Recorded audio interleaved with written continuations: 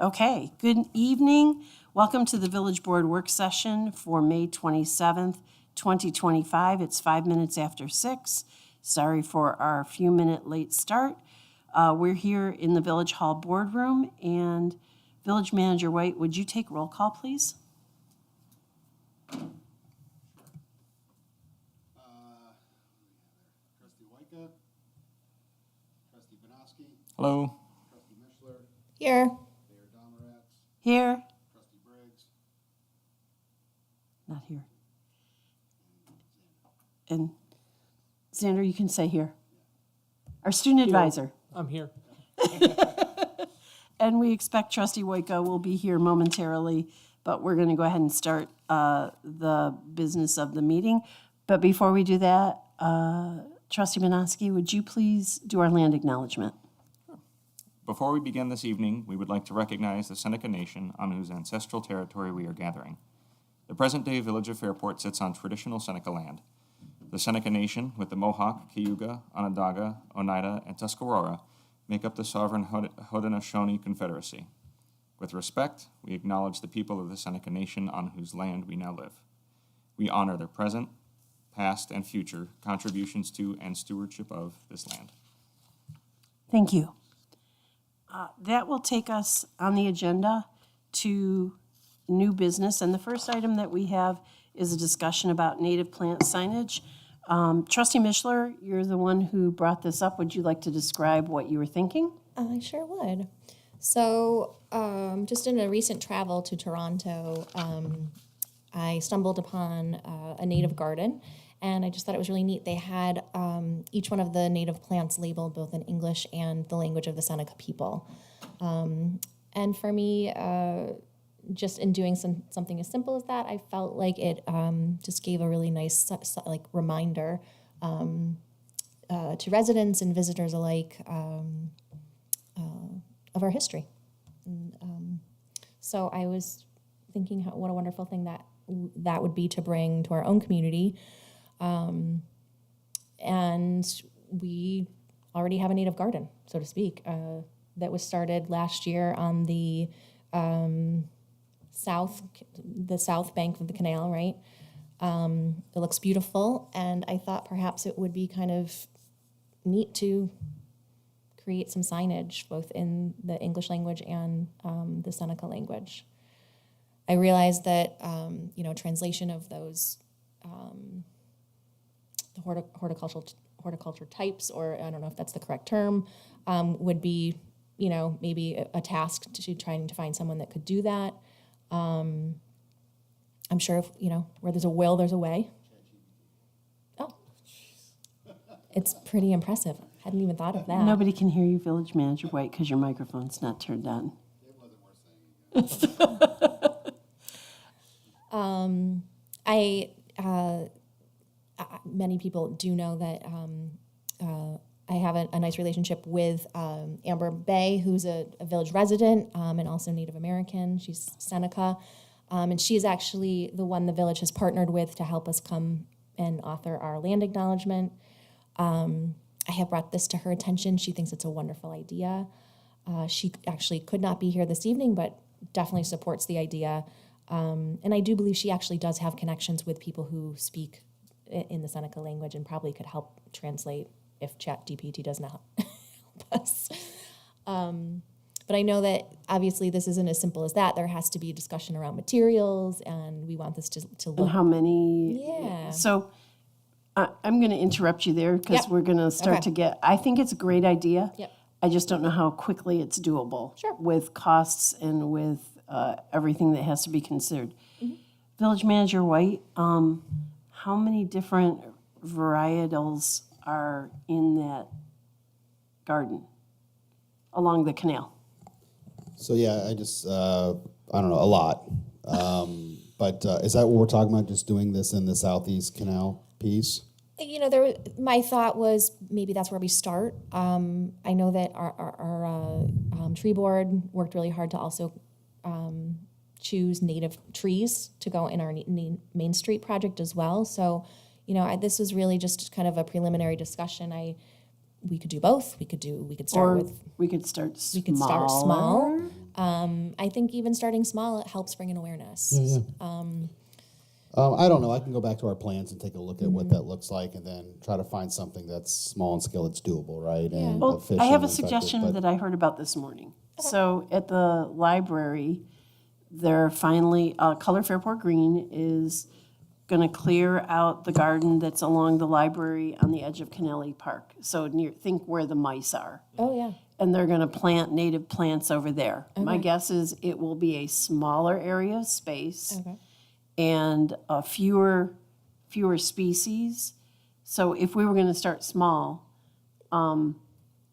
that might be something to consider when we're thinking about like 50 versus 10. And again, I think that there has to be a whole discussion about materials, the cost of materials, who's going to maintain these, the normal things that tend to go through my mind when they're stolen or defaced. Sure. Who's going to pay to get them fixed? Sure. And I'm trying to remember who I was talking to, who had a suggestion of maybe getting some I'm trying to think if it was Heidi or if it was Tracy about getting some sponsors of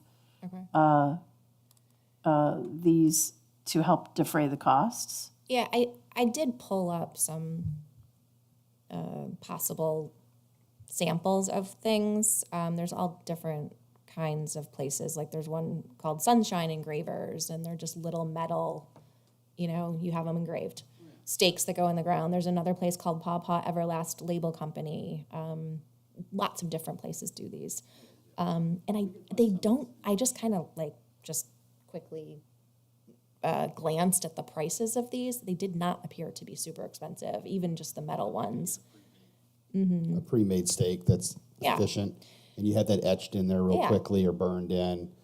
They even a lot of times you can get like a harder plastic material, and they can the computer system will laser it in just quick, right? Yeah. And it's one of those things that goes in and you can see Yeah. it, and then you can. And Yeah, I well, think we'll see. We from can- we what can I look at all that. remember about, and I do love that idea about the Keneally Park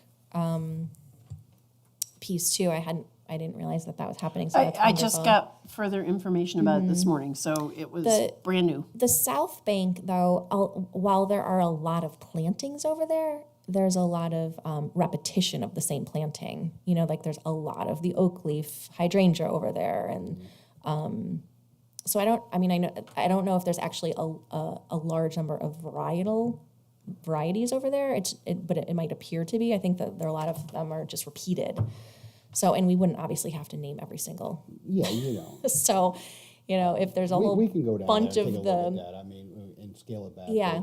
on stuff. It really comes down to this is an initiative the board wants to do. We can start looking at options and finding some reasonable things to go out and do this. Yeah. If it becomes a thing, Yeah. it works. It'll never happen. So we got to. I thought it Fine. was Efficient But if way to it's do of it, do something right. significant expense, I think that what I would suggest is if we look at it and it's a large enough expense that we consider how do we build this into the 26. I know that you would like to That we see it could go happen small. ASAP, but not necessarily, just but if it's something that everybody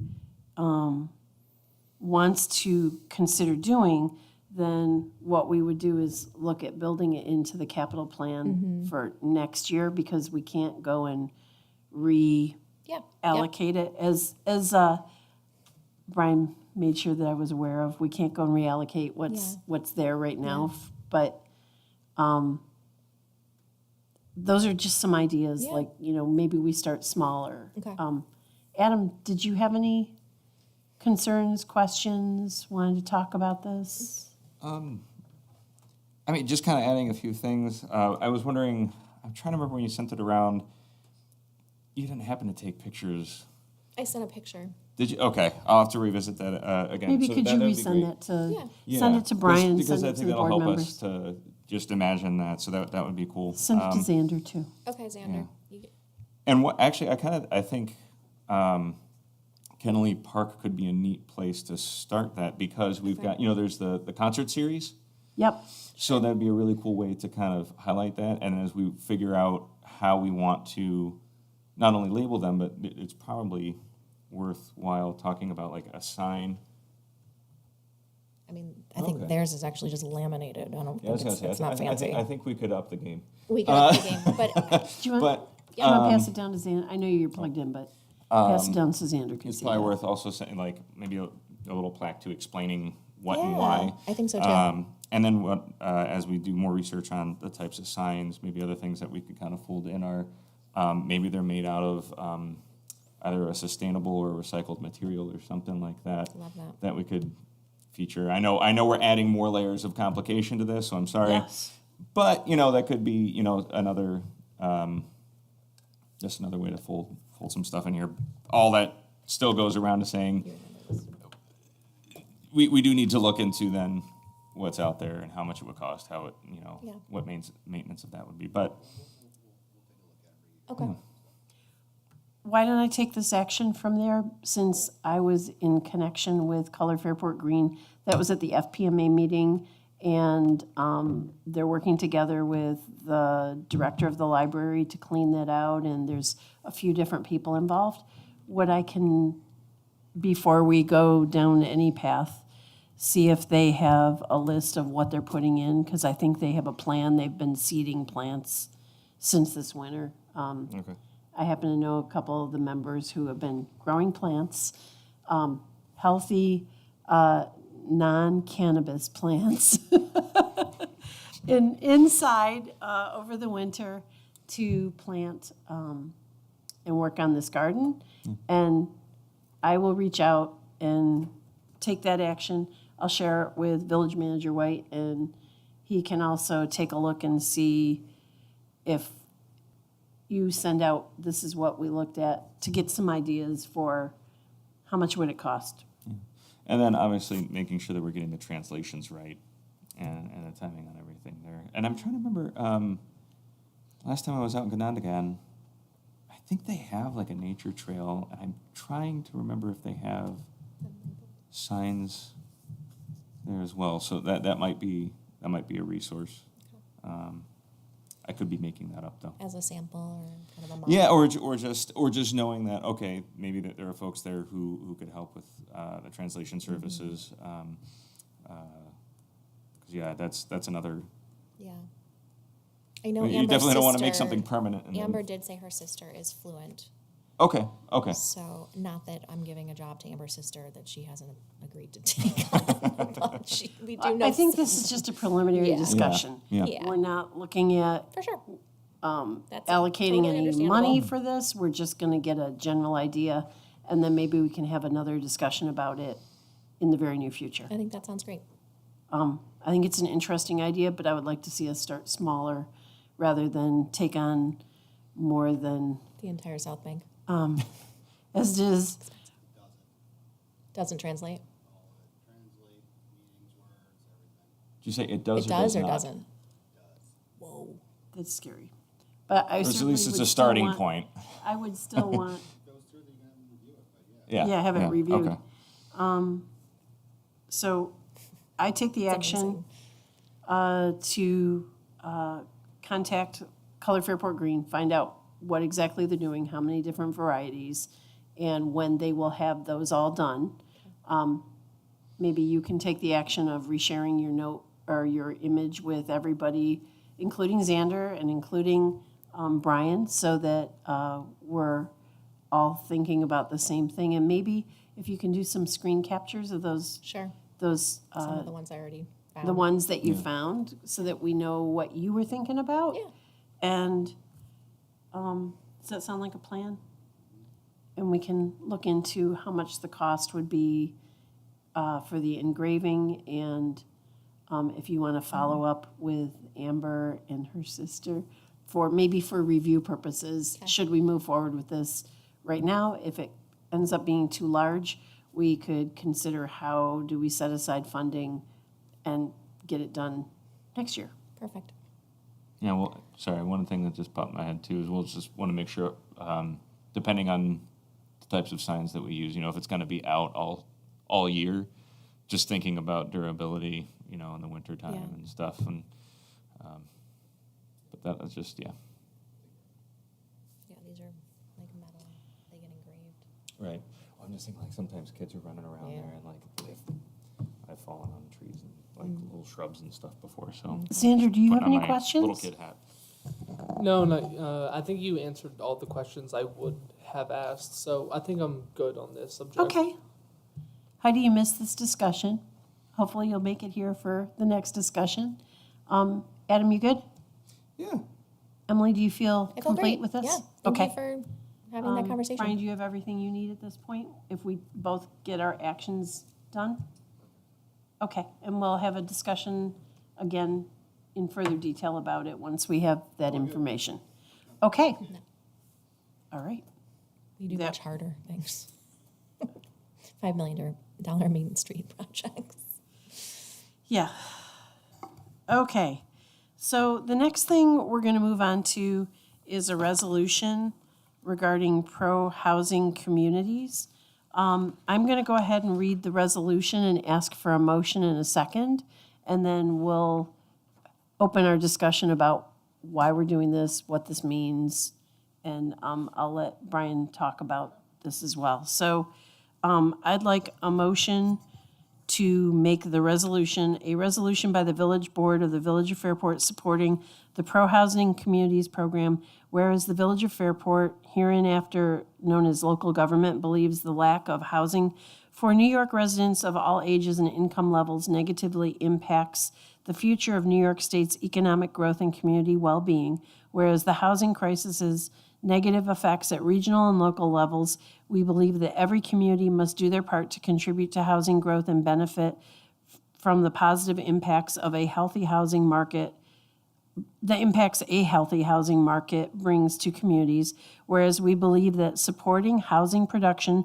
of all kinds in our community will bring multiple benefits, including increasing housing access and choices for current and future residents, providing integrated, accessible housing options that meet the needs of people with sensory and mobility disabilities, bringing economic opportunities and vitality to our communities, and allowing workers at all levels to improve their quality of life through living closer to their employment opportunities. Whereas we believe that the evidence showing that infill development that reduces sprawl and supports walkable communities has significant environmental and public health benefits. And whereas we believe that affirmatively furthering fair housing and reducing segregation is not only required by law, but essential for keeping our communities strong and vibrant. Now, therefore, it is hereby resolved that the Village of Fairport, in order to take positive steps to alleviate the housing crisis, adopts the Pro-Housing Communities Pledge, which will have us endeavor to take the following important steps. 1, streamlining permitting for multifamily housing, affordable housing, accessible housing, accessory dwelling units, and supportive housing. 2, adopting policies that affirmatively further fair housing. 3, incorporating regional housing needs into planning decisions. 4, increasing development capacity for residential uses.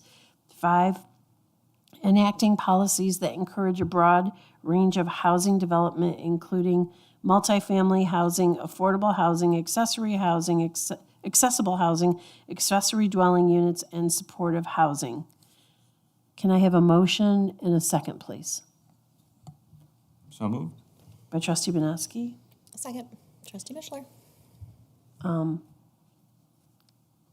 So that opens up the discussion, and there's another attachment in your meeting notes that talks about the DRI grant and Pro-Housing Communities Resolution.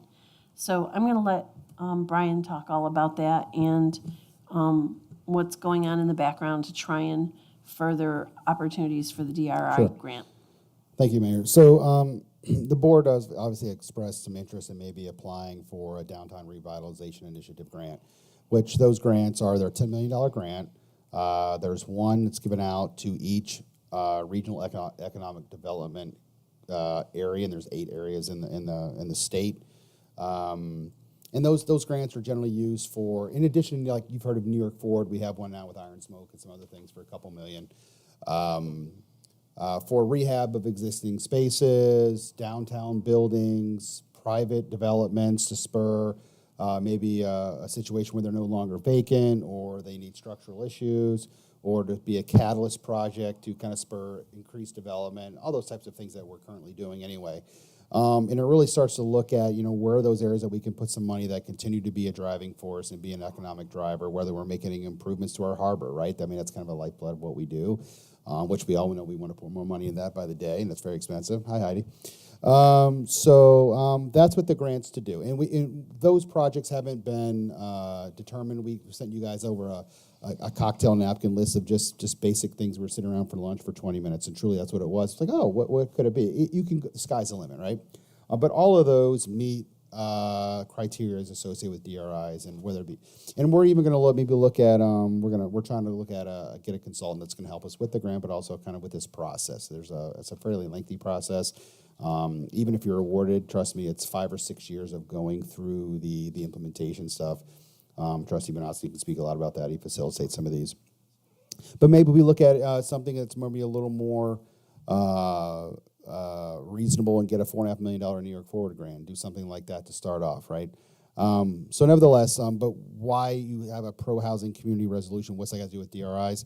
The state's mandating if you're going to apply for a future grant supplied by the state, you have to have this resolution in your books.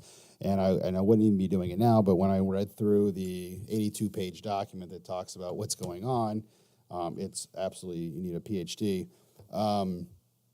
It's insisting that you adopt these policies associated with the grants. Let's be really clear what this does. This does not do anything to tell the communities what you should do, what type of housing you should implement, force you to do anything. It just says, hey, we want to make sure that you're at least availing yourself open. Should somebody want to build or developer come to you, you have a code in place. We have a code in place, right? That you're willing to do that within reason, right? It doesn't force certain types of things. This has nothing to do with accessible housing with respect to affordable housing initiatives that the state may have on their own legislative agendas. None of that type of stuff. You can do whatever you want in your community. And quite frankly, for us, the state came out with this initiative years ago when they were saying, hey, we would love for every local government state to expand housing and promote housing because there's such a demand that far exceeds supply in New York State by 1 or 2% over the next couple of years. Well, 1%, which we've already done, I think we're going to hit the threshold, is 23 units, right? We have like 2,300 roughly living units with 5,500 residents. So you've already almost met that threshold, and it's not that hard. You have one complex, one little thing that you do. You can meet that, I think, at some point. But if you can't, you can't. You're not going to be penalized for. We've been built solid, right, with property that's no longer able to be developed for 150 years, right? The village is, 165 years old or something now?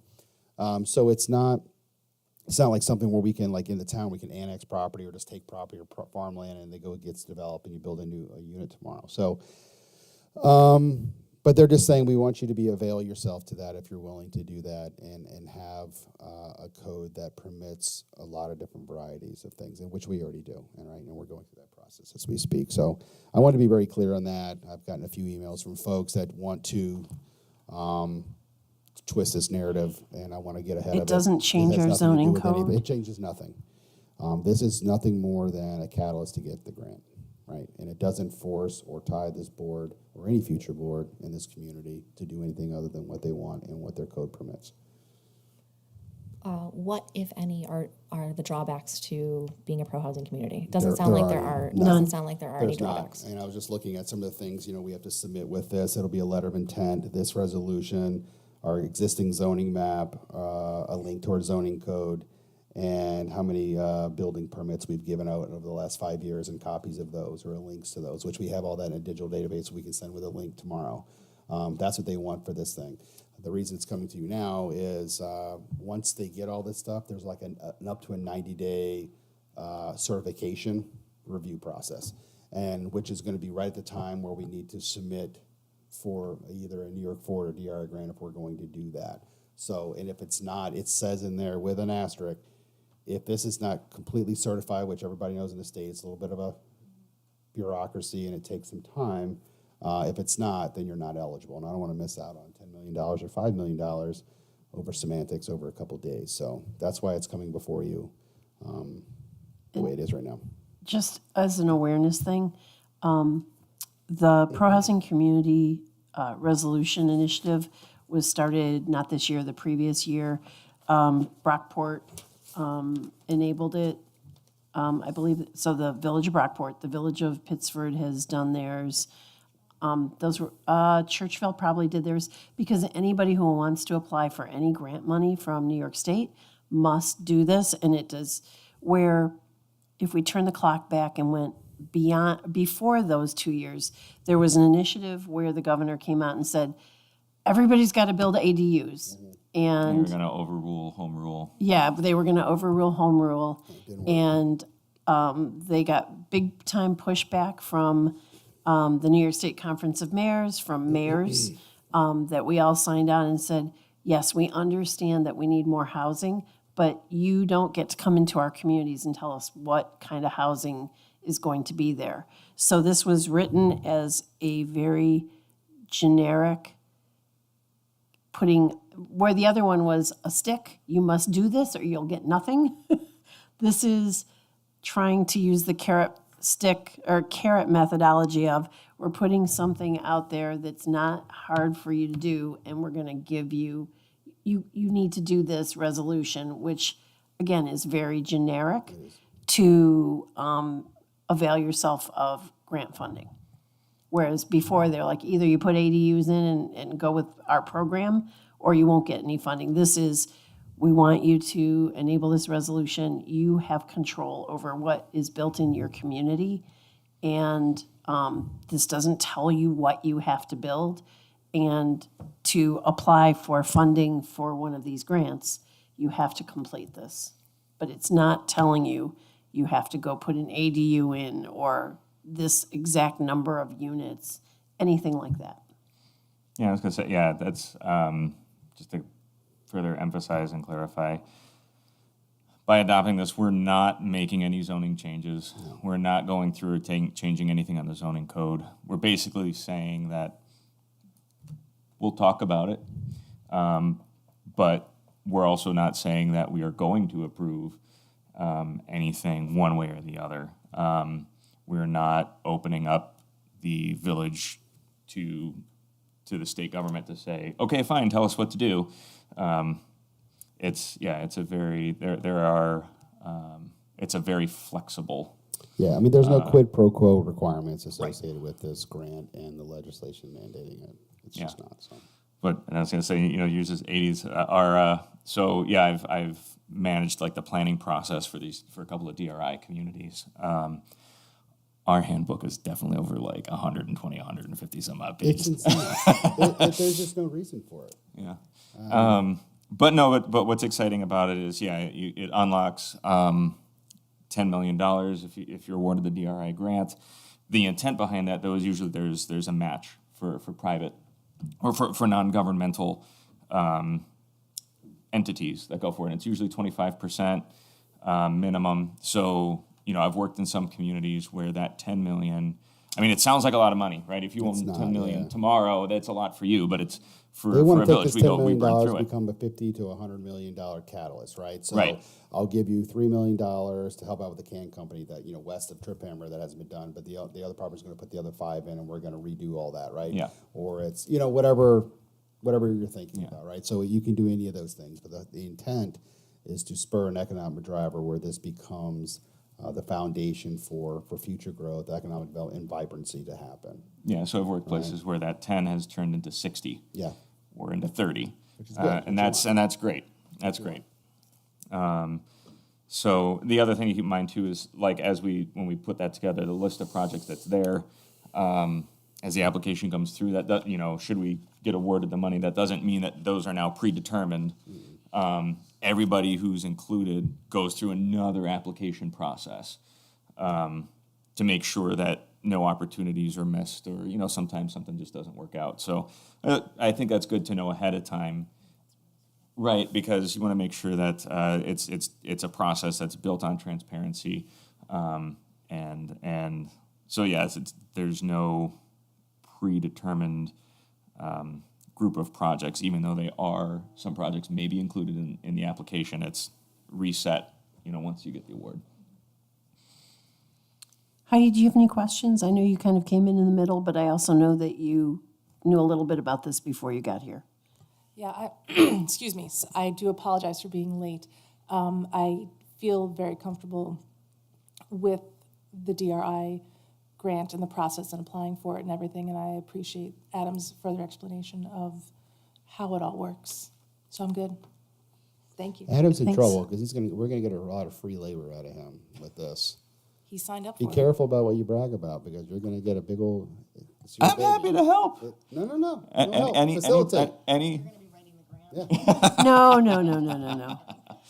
well, no, what was exciting to me is once I hear us talking about this, especially walking up and down Main Street and look at some of the facades and what could be and Oh, yeah. and engaging with folks. Because, you know, sometimes there's projects where it's like, man, you know, somebody would love to take it. They're just, if they could find, you know, a couple, you know, a little bit of money, then they can get them over the hurdle there. And so, yeah, I think it'd be really cool. And so there's private stuff, there's public stuff, you know, depending on what the boundary is, you know, we could do some really neat things. It's exciting. Emily, do you have any No questions? further questions? Thank you I for just want explaining to I want to highlight that this is something that we're not working on solely.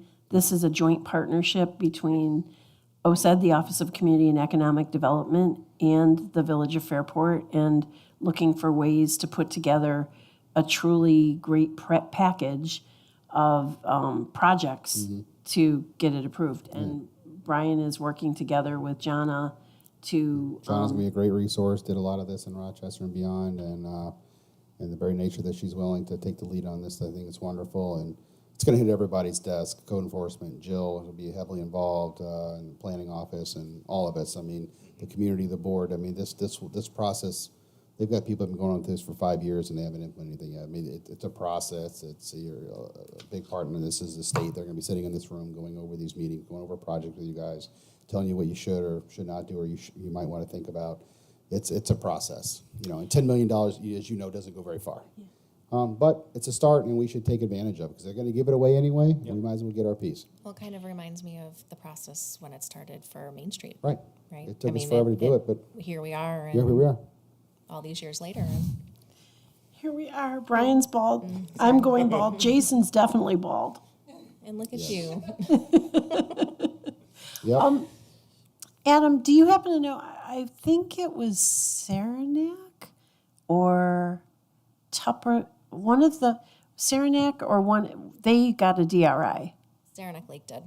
and it was just really incredible. When we were at a NICOM, were you with that one? They went through and they talked about what they added to their community, and they went through a whole rebranding where they were encouraging people to come retire there. And because they were looking to add population. That's certainly not necessarily what we would be looking at with this type of a project, but for them, they went through a whole branding campaign about encouraging people to retire there and about what a great community was and what services and attributes the community had that supported the retirement community. And it was pretty cool. Oh, yeah, no, there's, they got branding and marketing is definitely one of the eligible activities. I think one other thing that's also nice to know, too, is that things that aren't eligible are like deferred maintenance. So it's not like you're rewarding people who have purposely not taken care of their property, right? So that's something that the state takes a look at, too. There's a local planning committee that makes recommendations to the state. And so, yeah, branding and marketing is one of them. Sometimes you can also do like what they call like a small projects grant. For, you know, if there's just, you know, some minor facade updates that you want to do. So, yeah, all of that stuff is, Saranac is there. Watkins Glen, I think, has kind of wrapped up some of the stuff that they've done there. They did, Geneva, Canandaigua. Canandaigua just got awarded theirs. Yeah, I mean, they're in the news right now. Everyone's pretty much got them already. It's our turn. Yeah. Let's go get it. Anything further that anyone would like to discuss? Okay, then I will ask for a vote. All in favor of approving this resolution, say aye. Aye. Anyone who's opposed? Then that will carry, it's unanimous, there are 4 votes. All present voted yes. Okay, so that should be pretty interesting. Because there's nothing else that anybody has to do around here right now. I was gonna say, you got nothing else But- to manage, right? There's nothing else to keep managed in this village.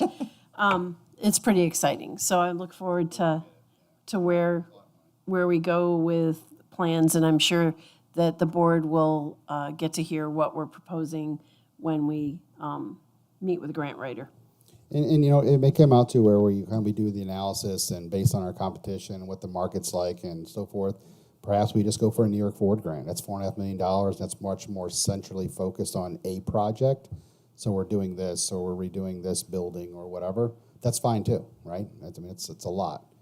You just take all your challenging or problem areas and you just keep tackling one at a time, right? Which is fine. So we'll look at the best options for success, so we're not wasting time and money, and we'll go after it. Thank you all for your support. All right, that will take us to item number 3, which is a motion by the village board to authorize the clerk treasurer to transfer cash proceeds totaling $15,514.70 to the general capital reserve arising from the public encroachment purchase at 15.5 Main Street North. Is it North Main Street or Main Not Street the way North? we took it directly from the tax searches and stuff like Okay. that. So that's So could I have a motion and a second for that, please? So moved. By trustee Benosky, Second. by trustee Mishler. Brian, can you go through? Yep. So this is simply put, 15.5 North Main Street is the old Machete building, right? That's being redeveloped. This has been going on for a couple of years now. The property owner, due to some foundational issues with that building, needed to shore up their foundation and redo it. So that required them to encroach onto Liftbridge Lane West, onto your public property, and get in off past their property line. Also, that building, just from it was done for so long ago, it actually encroached on village property before they existed the foundation. So part of the condition was, if we're going to do, let's clean this up right, so your property is truly on your property, the village is truly on their property, especially when it's going to be developed and there's people around, all these other things. So the $15,000 was the price that we sold the real property to, for them to encroach a couple feet out onto our property for the length of that building in an effort to do that foundation work. And so we cleaned it up, it's done, it's the right thing to do. And these are the proceeds from that. But the reason it's before you is because it's one-time revenue. I'm requesting that it go to the capital reserve. It's a for one-time expenses. Does anybody have any questions or? I think this is good. Concerns? It cleans up the tax maps so that if there's any questions or anything else or any disputes in the future, it's nice Liabilities, and clean. we've already had Yeah. something, and I'm like, nope, it's not ours. Yep, So great. So this is the south side of the building? north side of the building. North side of the building. That Oh, encro- right, that north side touches of the the- building, the front of the building. Correct. Yep, okay, got it. It's beautiful in there, by the way. We walked it a little bit. I keep they're trying to, off the like- drive- You've gotten it more is- done finally? You'll be pleased. Leased, is it leased yet? They won't tell me, but some of the options I've heard, I'm not in favor of, but it's not my building. So you want to control a building, go buy it yourself. Yep. Yeah. Okay. Anything from the board? All right. All in favor? Wait. Xander, any questions? Good. All in favor? Aye. Aye. Anyone opposed? That will be unanimous, and that passes. Before we go through the upcoming meetings, I had a couple updates, and I will ask if anybody else has any that they'd like to share. I know on one of our last workshop meetings, we talked about feral cats and OSED and the cats in the wetlands, and so I have an update on that. Let me get to the correct notes. I hope they're out here. They are. Okay. So the village DPW is installing signs in the areas that belong to OSED. And the signs state the activities that are not allowed there. And because that's finally signed, the DEC will help with enforcement. The DEC is installing cameras in the wetlands area and in the area where that's occurring. And once the signs are posted, because of the wording on the signs, the DEC can now go in and enforce and issue tickets for those who are violating the law and violating what's posted in the area. There are trail cams that will be, that, like I said, they're being installed, and the DEC will take care of that enforcement channel, and they'll use the cams to notice if someone's there. So that's where we are right now. It's a step. Again, it's a challenge that we all face in this community is the cat population. So please, if you own a cat, get your cat spayed or neutered. Please don't feed feral cats and provide them with housing, because they only, unless they're spayed or neutered, if you want to do a capture program, they will produce more feral cats. And So just to add to that too, Mayor, I was actually at Lollipop today, and I was talking to one of the many people that work there. But if you're curious, if you see a feral cat and you're curious about whether they've already been captured, neutered, and released or spayed, there's a little, maybe you know this, I did not know this. There's a little, yep, they do a little clip on the one ear, so it's no longer like a perfect triangle. There's just a little like cut to indicate that particular animal has already been spayed or neutered and does not need to be captured again. So I think that's an important piece to share. If you are finding feral cats, you can use the capture program to help us keep this at bay. Yep. But now that we have that, that's hopefully will help at least somewhat, and then we'll have to re-examine the situation. OSED will be working together with the DEC and to determine what might need to happen next. Again, this is really to protect the wildlife in that particular area. Yes.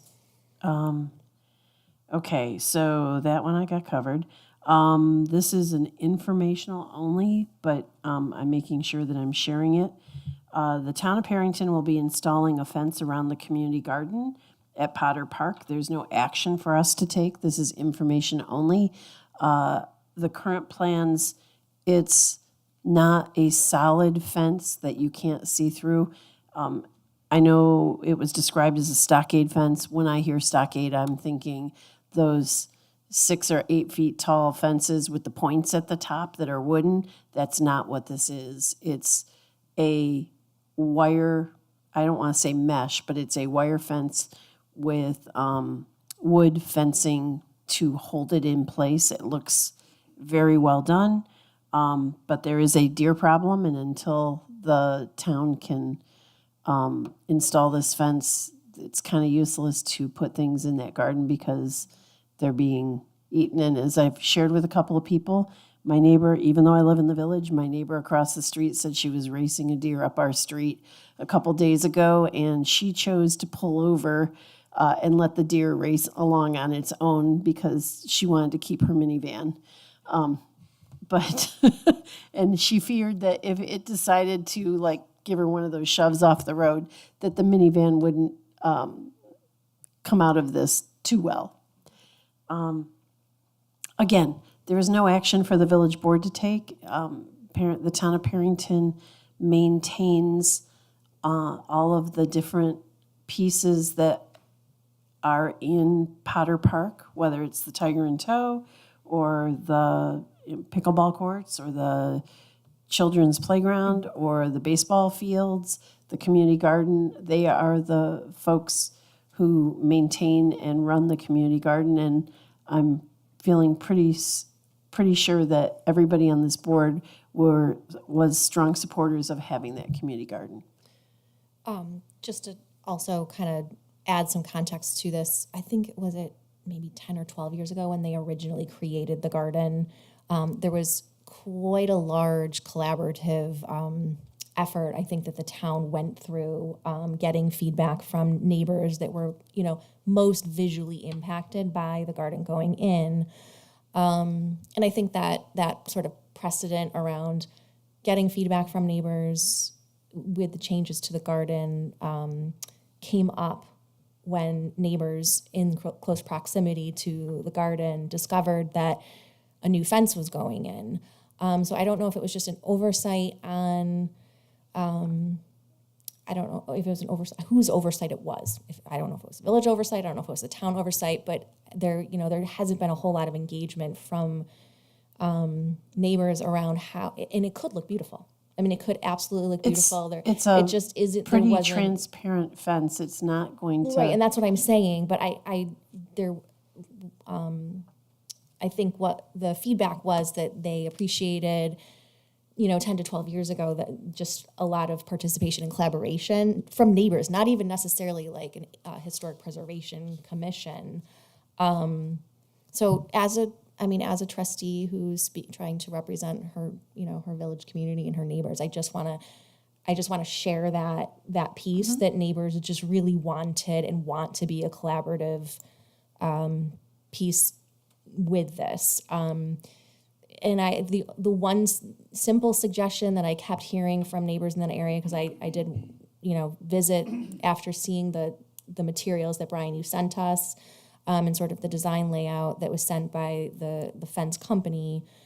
I did take a ride over to Potter, walked and saw the hedgerow is quite substantial over there already, which obviously wouldn't be affected by the design. But neighbors, just the one suggestion that could really simplify the aesthetics of this, or any fence being added to this, would be to put it on the inside of the hedgerow. And the proposal right now is that, it's on the outside.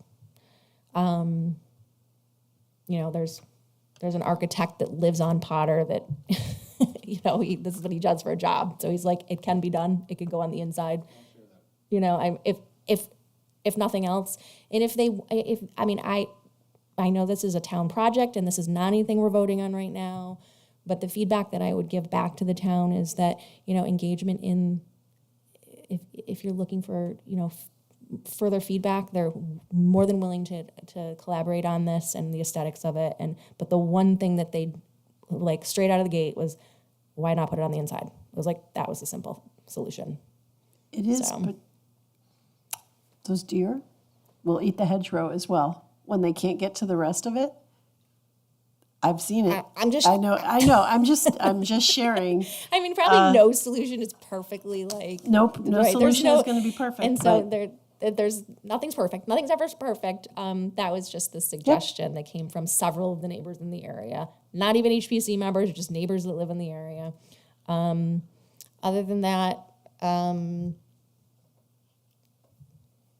if that could be passed along, and then they can determine what the next steps are. I feel comfortable with that. thanks, Emily. You're welcome. So, let's see. I have two last things, and they'll be very quick.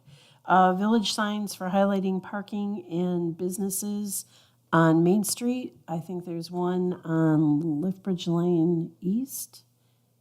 Brian, am I correct in that? That's okay. Finish writing. The signs that the DPW put up last week. There's one on North Main Street, which there's one on Liftbridge Lane. Yep. There's one right across the We street. bought 6 or 7. We'll put throughout the construction corridor, just kind of signaling, hey, when people are walking around, that kind of what the hell's going on around here. It's a nice project, and excuse the mess, and we're doing some work. And we put a sign up near those businesses that are near the bridge project. It's a close proximity project, and they're kind of, everybody's in their front door. So we put some signs up just saying, hey, you can get to these folks, they're still there. And the mayor and I met with some folks this morning, and we'll see what we can do to kind of enhance some of that openness in the activity, and let people know that, hey, they can get there, and finding better ways to market their establishments while this bridge project is going on for the next couple of months. So if there's things we can do with that are effective, we'll do that. Brian, And we should. I think we talked about this at some point, but I also had this idea came up from another resident, was that perhaps the road closure sign is so far out before the sign that says, It's required because that's the detour route. okay. Yeah. I knew there was probably a reason, but it was one thing like, wait, maybe the sign's just too far out and it's before the sign that says businesses are open, so people are actually like taking the detour. Sure. It was the same way during the bridge Yeah, I project. do remember that. It's required. So it's a required DOT thing, right? But we're going to see what we can do to massage some of that and maybe make it a little more. Could we do businesses are open like even at that farther sign? We're working on language with the. Something, We're going to see what we can do to massage this and kind of make it a little more inviting. And I understand what they're saying. Yeah. I understand it completely, and to the point that we can, and work with our partners to do something. We're going to do it. Okay.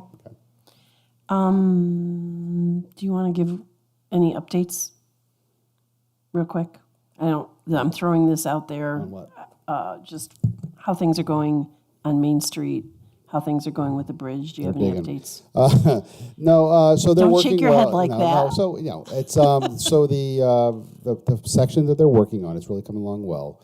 The northwest corridor there by Village Inn and up to Deland Parkway and so forth. Like today, they're putting down the final kind of stamped concrete, not really stamped, but it's regular concrete, and they just put like a release agent on it, like a coloring agent on it, so it's not even stamped concrete, but it looks really, really good. And the sidewalks are coming out really good. And I think you guys know we're kind of working with a new mix of concrete that DOT has mandated we try. It doesn't finish as well as like other concretes. When you go up there, man, it looks a little rough, or it looks a little. It's a hard mix to tool and to finish and to float. And so the contractors are getting used to it. It's never been really used before, so we're kind of the guinea pig for that. So I hope it works out well and it doesn't spall, but we'll find out.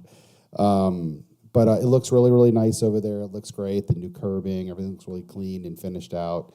The contractor will be working pretty diligently to get all of that wrapped up on that north side. Well, actually all of it, but most of it prior to canal days over the next 2 weeks, because everything that's open has to be either finished or put in a position where the public can't, get into problems or hurt themselves or whatever. So at least make it walkable. So they're going to do what they can to kind of really hurry the process. So that's what they're doing now. But it looks really, really good. If you go by Village Inn or something, go take a look. I mean, the product that you guys selected, it looks great. There's tons of tree pits everywhere. I mean, it's just going to look good. We've had a vacancy of that in a lot of areas, and it looks nice. It looks really nice. Any update on how New York State's doing? They're on schedule. They're doing the work. They're increasing. They had a coffer dam there to kind of move some of the water to one side of the creek so they can drive pilings and do the work that they need to do with foundations and footers and that type of thing. I think they had upped their game. They're going to do some diesel generators now with some quiet packs on them to kind of get. That's just a lot of water going through. If you haven't noticed, it hasn't stopped raining in 8 weeks. So it just doesn't help for bridge projects that flow water through a creek. It's like the worst conditions in the world. So they're challenged with that. So they're bringing out the big guns now. I don't blame We're going to them. open a Whitewater Rapids We Park? might have to. We might have to. It's insane. I mean, even the water in the canal right now is higher than normal because of all the stormwater runoff. But those are going really well. Railroad and Briggs look fantastic. What a game changer in those streets. We have a lot more to go with getting to the southeast neighborhoods and so forth by Winding Brook. But we're also doing West this year. We're doing Packet Boat. We're doing Roselawn. A number of other streets this year. Dewey's getting fully redone. Like we're just scratching the surface this year, but really making a lot of investments into the village this year. Briggs looks great. It's game changer. It's fantastic. Game changer. It rained the other day, and I was like, look at the water. It's a game changer.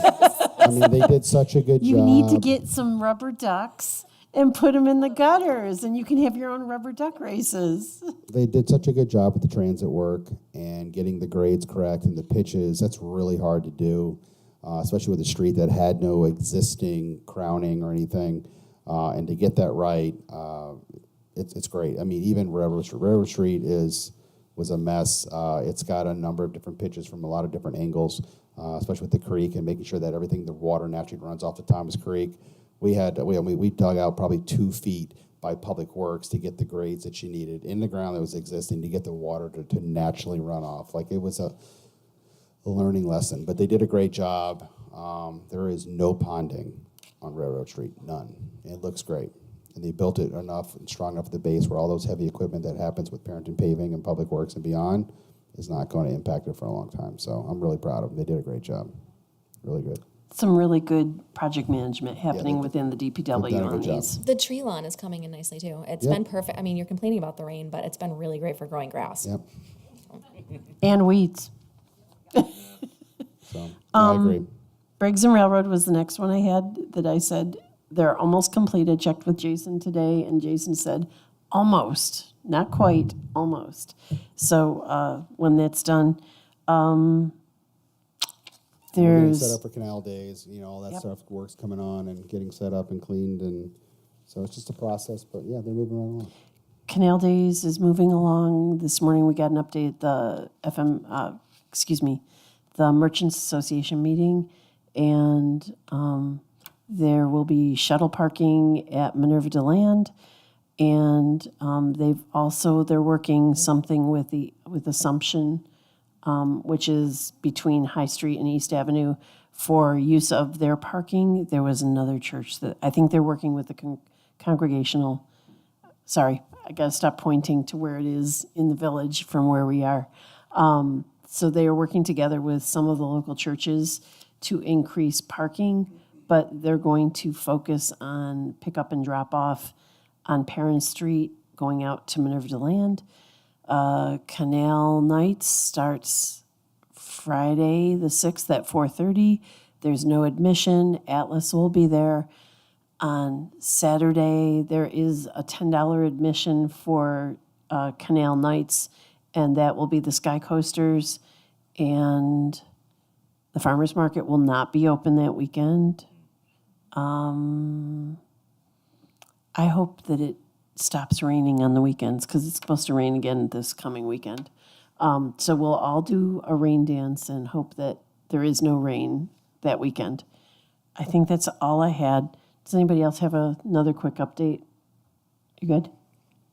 I was out walking with my dog, and I happened to see the Tiki Tour boat Did you? up on the canal. that yesterday. I'm like, there's no way this isn't it. And they have a sign up. So cool. The QR code is there. It says, coming cool. soon and everything. It looks fantastic. It looks like a great I did a time. quick look down the canal going over the bridge, and I was like, I think that's the tiki boat. We got ice cream the other night, and the owner was out there and invited my kids on the boat, and my son's sitting up at the bar and hanging out and having a good time. And it's a really cool boat. It's beautiful. It's real simple. It's small. It's going to be a lot of fun. I think it's just another access point for people to get on the canal and enjoy it. Did he mention how the bookings are? Like, has he? He hasn't. So what's going on right now is I said I really want to talk to him. I said I really like to get on there and invite some friends, and we just go for a cruise. And he goes, well, I'm waiting on my permitting and stuff, and it takes a little while. And I said, so you can't charge for it. And I said, but you, like a lot of folks that do it, just collect tips, right? Which can make up for a lot of your fees. So I'm gonna see if I can work that out and go cruise around. But it's a cool little boat. It's nice. They know what they're doing. It's a really professional operation. They're not messing around, I can tell you. I met their families that were all there. All of them were there, kind of all great. jazzed about it. Yeah, they're not. They're running a business. I was going to ask, because I don't think we've met since Adam was at the bicentennial announcement. Would you talk about actually, that was that? going to be one of the things. On the 16th, we celebrated 200 years of the Erie Canal, Albany to Buffalo. So I wanted to say, thanks to Tammy, because she had to do a quick scramble there because the water and everything was impacting where things could be. So, but it was really nice to see everybody out there. We had Adam Bello was out. Obviously, Bill Perret was there. And we had some folks from the village, people from the town, people from the Canal Corp were all there. So it was nice to see everybody, and we had a chance to hang out. So is that Below right? deck, I The guess, water maybe levels below. on the west were not allowing. Was that right? I think it was on the east. The east water levels were not It's allowing for. out by the eastern portion of the state, Okay. Yeah. where it typically floods almost every year. Yeah. But yeah, no, and we lucked out. I was a little nervous because I think we were expecting rain that day, but by the time everything rolled around, it was sun. It was great to see. You know, I saw folks also from Village Hall here. So I think I saw you out there, Brian. So it was nice to see everybody. Oh, yeah. And I'll give you, you get a chance to say, what are you doing tomorrow at 4 yeah. o'clock? Well, as I said, we got a couple of things. Yeah, so tomorrow 4 o'clock we got a ribbon cutting, Mescalata. Men, right? I was just Mescalata Men is opening at 4 o'clock. Excited to go in and check out and see what's going on down in there. Maybe pick up something there too. And it'll be great. It's got a nice location right there on the other side of the bridge. So excited to see even more activity there. And then obviously we had Memorial Day yesterday. Had a fantastic day for the parade. We had fantastic banner carriers that I'll let you all talk about. Yeah. We had a few peeps representing Yes. on our end. We had my youngest son, Adam's son, and two of our neighbors, my neighbors, are our official banner carriers for the Village of Fairport. They did a Further notice. fantastic They did job. great. You did. Yeah, and the speakers, always help make the day reflective. And I think they did it last year as well, but they did it again this year too, where they selected 3 folks who, kind of gave like that, right, the last full measure there. But it's fascinating to learn of the brave folks who have come from Fairport. Helps you enjoy the day. Anything else? Okay. With that, we have upcoming meetings. The Village Board meeting Monday, June 9th, 2025 at 6 p.m. in this room.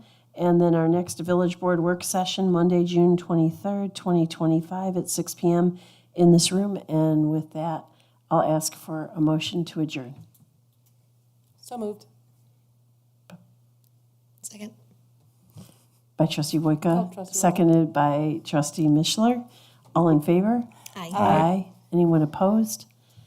Then thank you for joining us. And to anybody who joins us online or watches this after the fact, we hope you have a good evening, and we'll be back again on Monday, June 9th.